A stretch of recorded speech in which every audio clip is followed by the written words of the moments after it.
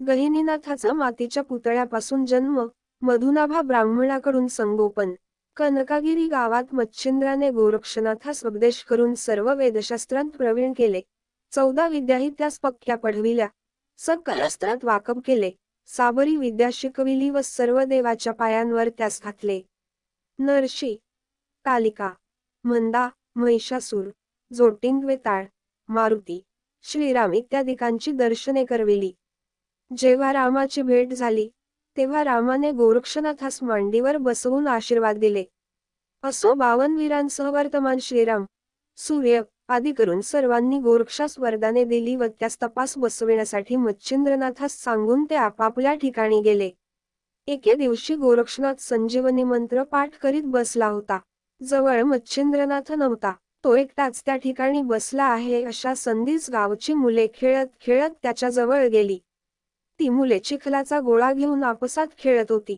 त्यांनी गोरक्षास चिखलाची गाडी करावयास सांगितले, पण त्याने आपणच गाडी करता येत नाही म्हणून सांगितल्यावर ती मुले आपणच करू लागली. त्यांनी चिखलाची गाडी तयार केली. त्या गाडीवर बसावयासाठी एक गाडीवान असावा असे त्या मुलांच्या मनात येऊन ती चिखलाचा पुतळा करू लागली. परंतु त्यांना साधेना, म्हणून ती एक मातीचा पुतळा करून देण्याविषयी गोरक्षनाथाची प्रार्थना करू लागली. त्याने त्यांची ती विनवणी कबूल केली व चिखल घेऊन पुतळा करावयास आरंभ केला. गोरक्षनाथ जो चिखलाचा पुतळा करील त्यापासून गहिनीनाथाचा अवतार व्हावयाचा वगैरे संकेत पूर्वी ठरलेला होता. त्या अन्वये त्यास पुतळा करून देण्याची बुद्धी उत्पन्न झाली.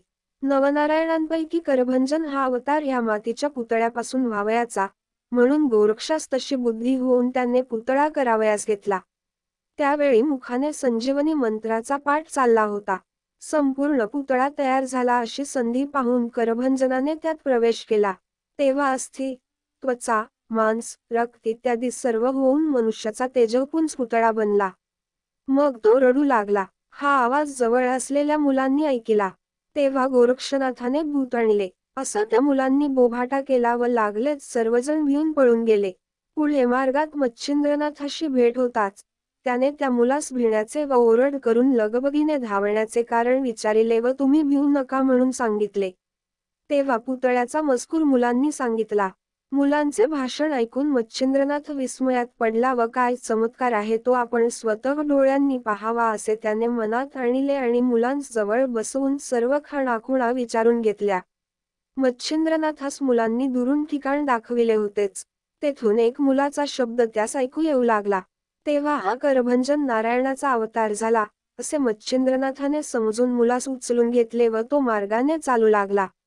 गोरक्षनाथाने पुतळा केला असूनही तो जवळ दिसेना, म्हणून मच्छिंद्रनाथ मुलास घेऊन जात असता गोरक्षनाथास हाका मारीत चालला. ती गुरुची हाक ऐकून गोरक्ष एका घरात लपला होता तेथून बाहेर आला. पण मच्छिंद्राच्या हातातील मुलास पाहताच त्यालाही भीती वाटली. त्याचे गुरुजवळ येण्यास हिंमत होईना.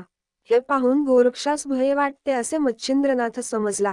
मग त्याने मुलास चिरकुटात गुंडाळून ठेविले व गोरक्षापाशी जाऊन सांगितले की हा मनुष्य आहे व तो नवनारायणापैकी एक नारायणाचा अवतार आहे.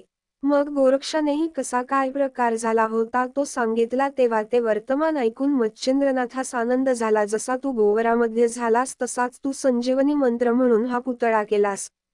त्यात करभंजन नारायणाने संचार केला आहे. तो भूत नसून मनुष्य झाला आहे अशी साध्यंत हकीकत सांगून मच्छिंद्रनाथाने गोरक्षाची भीती उडविली. मग त्यासह वर्तमान मुलास घेऊन मच्छिंद्रनाथ आपल्या आश्रमास गेला. तेथे त्याने गाईचे दूध आणून मुलास पाजिले व त्यास झोळीत घालून हालवून निजविले. याप्रमाणे प्रकार घडल्याची बातमी गावभर झाली. तेव्हा गावचे लोक भेटीस जाऊन मुलाची चौकशी करीत तेव्हा नाथही सर्व वृत्तांत सांगत. तो ऐकून त्यांना नवल वाटे. मच्छिंद्रनाथाने आपल्या शिष्याकडून मातीचा पुतळा जिवंत करविला ह्यास्तव ब्रह्मदेवाकडून मच्छिंद्रनाथाची योग्यता विशेष होवी असे जो तो बोलू लागला. तेथून पुढे तीर्थयात्रा करीत फिरताना मुलासही बरोबर नेणार असा मच्छिंद्राचा मानस पाहून, त्यामुळे मुलाची अनास्था होईल, मुलाचे आई वाचून संरक्षण व्हावयाचे नाही, म्हणून मुलास कोणाच्या तरी हवाली करा असे पुष्कळांनी मच्छिंद्रनाथास सुचविले. ते ऐकून तसे होईल तर फारच चांगले होईल असे नाथाने उत्तर दिले. अशा तऱ्हेने मच्छिंद्रनाथाचा रुकार मिळाल्यानंतर मुलास कोणाच्या तरी माथी मारावा असा गावकऱ्यांनी घाट घातला. मग मधुनाभा या नावाचा एक ब्राह्मण तेथे राहत होता. त्याची गंगा या नावाची स्त्री महापतिव्रता होती. उभयता संतती नसल्याने नेहमी रंजिस असत व त्यास कोणत्याच गोष्टीची हौस नसे. ती या मुलाचा प्रतिपाळ आस्थेने करतील असे जाणून त्यांच्याबद्दल सर्वांनी मनापासून मच्छिंद्राजवळ शिफारस केली. मग अशा जगन्मान्य स्त्री पुरुषांच्या हातात गहिनीनाथासारखे रत्न देणे नाथासही प्रशस्त वाटले. त्याने मुलास गंगाबाईच्या ओटीत घातले आणि सांगितले की, मातोश्री, हा पुत्र वरदायक आहे. करभंजन म्हणून जो नवनारायणांपैकी एक त्याचाच हा अवतार आहे. ह्याचे उत्तम रीतीने संगोपन कर. तेणेकरून तुझे कल्याण होईल व जग हे नावाजण्यासारखा हा निपजेल. हा पुढे कसा होईल हे मातोश्री, मी तुला आता काय सांगू. पण याचे सेवेसाठी मूर्तिमंत कैलासपती उतरेल. ज्याचे नाव निवृत्ती असेल त्यास हा अनुग्रह करील. याचे नाव गहिनीनाथ असे ठेव. आम्ही तीर्थयात्रेस जातो. पुन्हा 12 वर्षांनी हा आमचा बाळ गोरक्षनाथ येथे येईल, तेव्हा तो यास अनुग्रह करील. मग मोहनास्त्र मंत्र म्हणून विभूती तिचे अंगावर टाकताच तिच्या स्तनात दूध उत्पन्न झाले. मग मुलास स्तनपान करविल्यानंतर तिने गावातील सुवासिनी बोलावून मुलास पाळण्यात घालून गहिनीनाथ असे त्याचे नाव ठेविले. पुढे मच्छिंद्रनाथ काही दिवस तेथे राहिला व गावकऱ्यांची रजा घेऊन गोरक्षासह वर्तमान तो तीर्थयात्रेस गेला. जाताना गोरक्ष अजून कच्चा आहे असे मच्छिंद्रनाथास दिसून आले. मग त्यास बदरिकेद्वार स्वामींच्या हवाली करून तपास लावावे असे मनात जाणून अनेक तीर्थयात्रा करीत करीत ते बदरिकाश्रमास गेले. अशाच नवीन व्हिडिओसाठी चॅनलला सबस्क्राईब करा, लाईक करा, शेअर करा.